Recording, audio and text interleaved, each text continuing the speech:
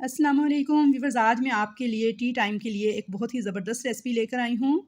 आज मैं आप लोगों को बनाना सिखाऊंगी एक परफेक्ट प्लेन टी केक, जिसको हम बनाकर तैयार करेंगे विदाउट ओवन एक पतीले में। जूसर मशीन में इसको बनाएंगे बिना किसी झंझट के। बहुत ही सॉफ्ट सा, बहुत ही स्पंजी और मज़ेदार सा ये केक बन के तैयार हो जाता है। बहुत ही आसान सा तरीका है और बहुत ही मज़ेदार ये केक बन के तैयार होता है। और साथ आप किस तरह एक परफेक्ट स्ट्रॉन्ग चाय जो है वो बना सकते हैं। तो हमारे देसी घरों में हर शाम में एक पार्टी होती है, इसमें इसी तरह से अगर आप ये बनाएंगे ना तो आपकी पार्टी को चार चांद लग जाएंगे। तो चलिए रेसिपी स्टार्ट करते हैं। तो प्लेन टी केक बनाने के लिए सबसे पहले हम अपने मोल्ड को रेडी करेंगे। तो यहाँ पे मैंने रेक्टेंगुलर शेप में 1 पाउंड टी केक का एक मोल्ड लिया है। इसमें थोड़ा सा कुकिंग ऑयल डाला है। ब्रश की मदद से अच्छी तरह से मैं इस ऑयल को पूरे मोल्ड के अंदर फैला लूँगी, चारों तरफ किनारों पे भी और नीचे बेस में भी। और अब मैंने इसके साइज़ का एक बटर पेपर जो है कटिंग करके रखा हुआ है, इसे मैं इसकी बेस में बिछा दूँगी। और अगर आपके पास बटर पेपर ना हो तो आप कॉपी का कोई सा भी कागज़ इसी तरह सेम इसी तरीके से यूज़ कर सकते हैं, तो वो भी बटर पेपर का ही काम करेगा। उसके अलावा मैंने बहुत सी वीडियोज़ में आपको मैदा डस्ट करने के भी तरीका बताया है, तो आप उस तरीके से भी मोल्ड को रेडी कर सकते हैं। आप इसके अंदर 1 चम्मच मैदा डाल के वो भी डस्ट कर सकते हैं। बटर पेपर मैंने बिछा लिया है और अब इसके अंदर ब्रश के साथ बटर पेपर के ऊपर भी मैं थोड़ा सा ऑयल लगा दूँगी। तो यहाँ पे बटर पेपर के ऊपर ऑयल लगा दिया है मैंने और मेरा टिन रेडी हो चुका है। तो चलिए अब हम इसका नेक्स्ट स्टेप देख लेते हैं। तो अब यहाँ पे मैंने एक देगची ली है और इसको मैंने चूल्हे पे रख दिया है। इसके नीचे मैं फ्लेम ऑन कर दूँगी, मीडियम फ्लेम ऑन करूँगी और अंदर इसके एक स्टैंड रख लें। अगर आपके पास स्टैंड नहीं है तो स्टील की एक प्लेट या कटोरी आप इस तरीके से रख लें, ये भी स्टैंड का ही काम करेगी। और अब इसके ऊपर इसे कवर कर देंगे और मीडियम फ्लेम पे इसको प्री हीट होने के लिए हम चूल्हे पे रख देंगे, केक बनाने से 10 मिनट पहले।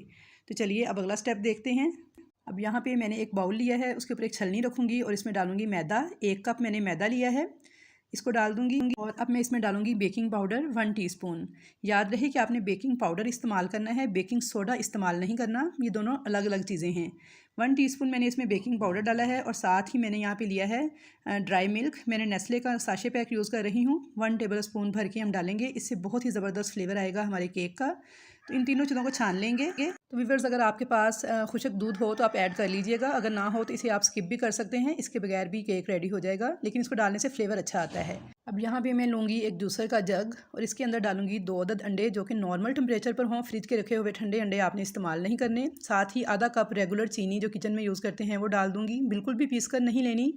1/4 कप कुकिंग ऑयल जो कि हम खाना पकाने में इस्तेमाल करते हैं ये डाल दूँगी। और अगर आप चम्मच से मेजर करें तो ये 4 टेबल स्पून कुकिंग ऑयल है। अब इसमें डालूंगी मैं वनीला एसेंस 1/2 टीस्पून, ये अंडे की स्मेल को ख़त्म करता है। और अब इसके अलावा इसमें डालेंगे 1/4 टीस्पून रेगुलर नमक जो किचन में यूज़ करते हैं, ये हमारे केक के टेस्ट को बैलेंस करेगा, यानी केक एकदम से जो बहुत ज़्यादा मीठा लगता है वो नहीं लगेगा। तो अब मशीन को चला लेंगे और ब्लेंड कर लेंगे। तो यहाँ पे एक अहम बात मैं आपको बता दूँ कि जब आपने ब्लेंडिंग जग में डालकर इसको ब्लेंड करना है तो बिल्कुल हल्की वाली जो स्पीड का बटन है उसको यूज़ करना है, तेज़ स्पीड वाला बटन आपने यूज़ नहीं करना। ब्लेंडिंग मशीन चाहे किसी भी कंपनी की हो, लेकिन आपने बिल्कुल हल्की स्पीड पर इसको ब्लेंड करना है। 2 मिनट तक लगातार आप इसे लो स्पीड पर ब्लेंड करेंगे। तो यहाँ पर देखिए मैंने इसे 2 मिनट तक लगातार चलाते हुए बिल्कुल लो स्पीड पर ब्लेंड कर लिया है। तो अब हम इसको निकाल लेंगे। तो यहाँ पे हमने बाउल के अंदर जो मैदा, खुश्क दूध और बेकिंग पाउडर छान के रखा हुआ था, इसे मिक्स कर लेंगे एक दफ़ा स्पैचुला की मदद से। और अब ये सारा बैटर जो है जिसे हमने 2 मिनट तक ब्लेंड किया है, इसको हम इसमें डाल देंगे। और अब साथ ही मैंने 1/4 कप नॉर्मल टेम्परेचर पे दूध लिया है, इसको जग में डाल देंगे और अच्छी तरह से हिला लेंगे। हिलाकर इस दूध को भी हम इस बाउल में ऐड कर देंगे, जग भी हमारा क्लीन हो जाएगा और दूध भी इसमें ऐड हो जाएगा। तो यहाँ पे देखिए आपने फ्रिज का रखा हुआ ठंडा दूध यूज़ नहीं करना, बल्कि नॉर्मल टेम्परेचर पर ही दूध को इस्तेमाल करना है। अब हम इसकी मिक्सिंग करेंगे। तो यहाँ पे एक बहुत ही अहम बात जो मैं आपको बताऊँ कि देखिए आपने इसकी मिक्सिंग किसी एक डायरेक्शन में करनी है, यानी स्पैचुला को एक ही साइड पे आपने घुमाना है, कभी आपने लेफ़्ट कभी राइट नहीं, बल्कि आपने इसे क्लॉकवाइज एक ही डायरेक्शन में घुमाते जाना है, यहाँ तक कि ये सारे का सारा मैदा जो है ये हमारे इस बैटर के साथ अच्छे से मिक्स हो जाए, इसके अंदर कोई भी गुठली या लंप वगैरह बाकी ना रहे। और उसके अलावा ये व्यूअर्स की एक और अहम टिप आपको दे दूँ कि आपने फ़ौरन से इसकी मिक्सिंग स्टार्ट कर देनी है। आपने इसको रख के वेट नहीं करना या कोई और काम नहीं करना, क्योंकि इससे फिर गुठलियाँ बन जाएंगी, फिर आप जितना मर्जी घुमाते रहें वो गुठलियाँ ख़त्म नहीं होंगी। तो बस इसलिए आपने फ़ौरन से ही ये काम करना है कि जैसे ही बैटर को डालना है, दूध को डालना है, तो फ़ौरन से ही इसकी मिक्सिंग स्टार्ट कर देनी है। तो यहाँ पे मैंने एक ही डायरेक्शन में स्पैचुला को घुमाते हुए सारा बैटर मिक्स कर लिया है। और अब इसकी कंसिस्टेंसी आप चेक कर लें। तो ये देखिए बिल्कुल इस तरह रिबन की तरह इसे नीचे गिरना चाहिए, यानी रिबन कंसिस्टेंसी इसकी होनी चाहिए। तो अब हम इसे केक टिन में डालेंगे। तो यहाँ पे देखिए ये सारा बैटर जब मैं केक टिन में डाल रही हूँ तो आप इसकी कंसिस्टेंसी को अच्छी तरह से नज़र में रखें कि बिल्कुल ऐसी ही आपकी रिबन टाइप कंसिस्टेंसी होनी चाहिए। अगर आपके बैटर की ऐसी कंसिस्टेंसी होगी तो इंशाल्लाह ताला 100% परफेक्ट आपका टी केक बन के तैयार होगा, जो बहुत ही सॉफ्ट, बहुत ही स्पंजी बनेगा और इसमें किसी भी किस्म की कोई कमी नहीं होगी। तो बस आपने इसकी बैटर की जो कंसिस्टेंसी है उसका ख्याल रखना है। तो यहाँ पे हमने सारा बैटर को केक टिन में डाल दिया है। अब इसके अंदर मैं टूथपिक चला लूँगी और हल्का सा इसको टैप भी कर लूँगी ताकि इसके अंदर जितने भी एयर बबल हैं वो सारे निकल जाएँ। तो यहाँ पे देखिए टूथपिक को मैंने चला लिया है। इसके अंदर इस तरह से बस रैंडमली चला लीजिएगा। इससे ये होगा कि इसके अंदर जितने भी एयर बबल हैं वो सारे निकल जाएंगे। तो अब क्योंकि हमने देगची पहले से प्री हीट होने के लिए रखी हुई है, 10 मिनट हो गए हैं उसे मीडियम फ्लेम पे गर्म होते हुए, तो उस गर्म देगची के अंदर हमने फ़ौरन से ही इस केक को रख देना है। आपने वेट नहीं करना, बस जैसे ही आपने केक को केक टिन में डालना है तो उसके बाद आपने इसे देगची में रखना है बेकिंग के लिए। तो यहाँ पे देखिए मैंने केक टिन को देगची में रख दिया है और इसके चारों किनारे जो हैं वो देगची के साथ टच नहीं होने चाहिए। अब इसे कवर कर देंगे और इसके ऊपर डाल देंगे एक मोटा कपड़ा ताकि किनारों से जो इसकी गर्म हवा है वो बाहर ना निकल सके। और बिल्कुल जैसे चावलों को दम लगाते हैं, दम वाले फ्लेम पे हम इसको पकाएंगे 40 मिनट तक। उस दौरान आपने इसको बिल्कुल भी नहीं खोलना वरना केक आपका बैठ जाएगा, यानी ठीक से फूलेगा नहीं। तो मैं आपको फ्लेम भी चेक करवा देती हूँ। तो ये देखिए ये फ्लेम आपका होना चाहिए। तो इस फ्लेम पे आपने इसे 40 मिनट्स तक बेक करना है। तो यहाँ पे 40 मिनट हो चुके हैं तो इसे चेक कर लेते हैं। तो ये देखिए माशाल्लाह बहुत ही सॉफ्ट, बहुत ही स्पंजी और इतना बड़ा फूला हुआ केक हमारा बनके तैयार हो गया है।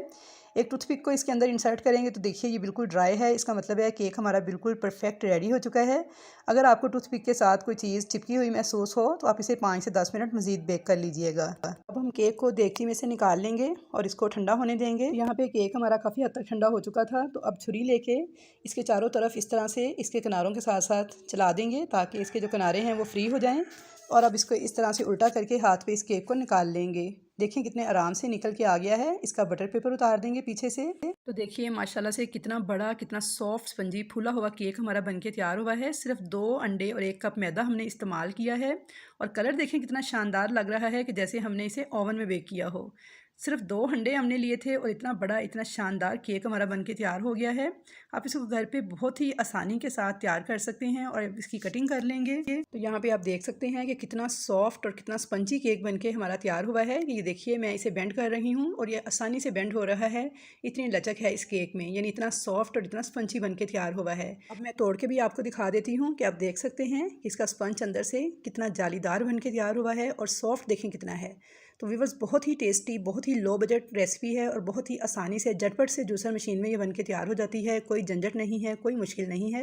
तो चलिए अब हम स्ट्रॉन्ग सी चाय तैयार कर लेते हैं। तो इंशाल्लाह ताला आपको चाय की रेसिपी भी ज़रूर पसंद आएगी इस केक के साथ। यहाँ पे मज़ेदार सी कड़क चाय बनाने के लिए मैंने यहाँ पे एक सॉस पैन लिया है, उसमें डाला है 1 कप पानी और अब इसी कप से मेजर करके मैं 2 कप दूध ऐड कर दूँगी। मैं आपके साथ 2 कप चाय की रेसिपी शेयर कर रही हूँ। तो व्यूअर्स आप ये रेसिपी ज़रूर ट्राई कीजिएगा और मुझे फीडबैक दीजिएगा। तो इंशाल्लाह ताला आपकी फ़ेवरेट चाय बन जाएगी ये और आप किसी और तरीके से चाय बनाना भूल जाएंगे जब एक बार आप मेरे इस तरीके से चाय बनाकर पी लेंगे। तो यहाँ पे फ्लेम ऑन कर देंगे और इसको बॉयल आने देंगे। जब तक दूध में बॉयल आता है हम दूसरा काम कर लेते हैं। यहाँ पे मैंने आधे इंच का अदरक का टुकड़ा लिया है, इसको मैं इस तरह से काट के तो हावन दस्ते के साथ मैंने कूटना है, तो इसलिए मैं इसे इसी डायरेक्ट कुंडी में ही डाल रही हूँ।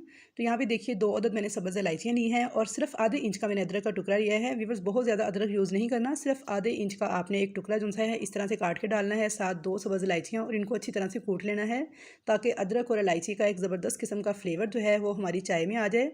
अदरक वैसे भी हमारी सेहत के लिए बहुत ज़्यादा अच्छा होता है और चाय में तो ये 4 चांद लगा देता है इसके फ्लेवर को। यहाँ पे देखिए मैंने इनको हल्का सा पीस लिया है और इधर दूध हमारा बॉयल होना स्टार्ट हो गया है। तो अब हम इलायची और अदरक वाला ये जो हमने पीस के पेस्ट तैयार किया है इसको डाल देंगे इस दूध के अंदर। 2 से 3 मिनट तक इसको इसी तरह पकने देंगे दूध के साथ ताकि एक अच्छा सा फ्लेवर इलायची और अदरक का जो है वो हमारी चाय में शामिल हो जाए। तो व्यूअर्स आप परेशान मत होइएगा अदरक को देखकर, लेकिन आप एक बार इस रेसिपी को ट्राई ज़रूर कीजिएगा। जब आप इसे एक बार ट्राई करेंगे तो इंशाल्लाह ताला आप हर बार इसी तरह ही चाय बनाकर पीना पसंद करेंगे। इतनी मज़ेदार चाय बनती है ये। तो यहाँ पे मैंने 2 से 4 मिनट अदरक के साथ पका लिया था दूध को और अब इसमें डाल दिया है 2 टीस्पून मैंने पत्ती इस्तेमाल की है। मैं दानेदार पत्ती का इस्तेमाल कर रही हूँ, आप अपने घर में जो भी पत्ती यूज़ करते हैं वो 2 टीस्पून डाल लीजिएगा। साथ ही मैंने 2 चम्मच चीनी शामिल कर दी है और अब इस चाय को मैं पकाऊंगी तकरीबन 3 से 4 मिनट तक मुसलसल फेंटते हुए। तो आपने इसी तरह से इसे फेंटते हुए पकाते जाना है 3 से 4 मिनट तक मीडियम फ्लेम पर। और 3 से 4 मिनट तक मीडियम फ्लेम पे अच्छी तरह से चाय को पकाने के बाद मैंने फ्लेम ऑफ कर दिया है। ज़बरदस्त किस्म की हमारी जो चाय है वो पक के तैयार हो चुकी है। अब कलर देख सकते हैं कितना शानदार आया है और जायका तो इंतहाई लाजवाब होगा। ये तो जब आप ट्राई करेंगे व्यूअर्स तो उसके बाद ही आपको पता चलेगा कि ये चाय कितनी मज़ेदार बन के तैयार होती है। तो चलिए अब इसको सर्व कर लेते हैं अपने प्लेन टी टी केक के साथ। तो आई होप व्यूअर्स कि आपको मेरी आज की स्ट्रॉन्ग चाय बनाने की रेसिपी और साथ ही plain tea cake soft and spongy बनाने की रेसिपी बहुत ज़्यादा पसंद आई होगी। अगर आपको मेरी ये रेसिपी अच्छी लगी है तो जल्दी से वीडियो को लाइक कर दीजिए, और अगर आप मेरे चैनल पर नए हैं या फर्स्ट टाइम मेरी वीडियो वॉच कर रहे हैं तो चैनल को सब्सक्राइब कर लीजिए।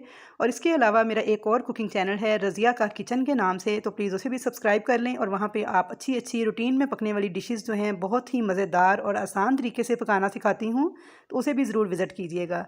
तो इंशाल्लाह ताला मुलाकात होगी आपसे एक अच्छी और नई रेसिपी के साथ। तब तक के लिए मुझे दीजिए इजाज़त। अल्लाह हाफिज़। और फ़ीडबैक देना मत भूलिएगा कमेंट्स बॉक्स में।